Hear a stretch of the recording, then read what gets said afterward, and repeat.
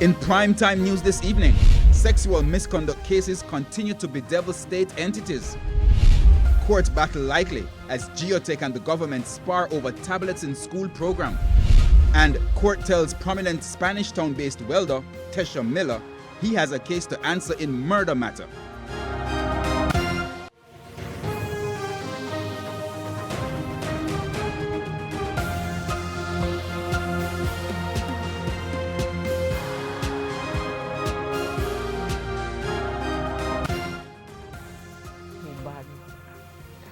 Good evening and welcome to Primetime News, on air and online at onespotmedia.com. I'm Herman Green. And I'm Janella Precious. Also this evening, the top business stories of the day. And for that, Fashion Brown has our preview.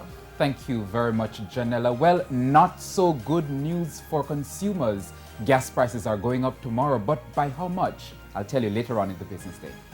All right, thank you, Fashion. From Fashion, we go to Spencer for what's coming up in sports. Spencer? Thank you very much, Herman. Well, the big spinner Raheem Cornwall did some damage for the West Indies on the opening day of the one-off test against Afghanistan in India.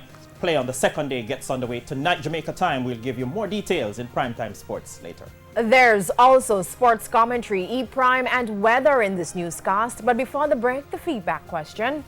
Our question this evening: what is your experience with sexual harassment at your workplace? You can share comments online, facebook.com/Television Jamaica, and tweet us at Television Jam. Please stay with us. Primetime News returns right after this break.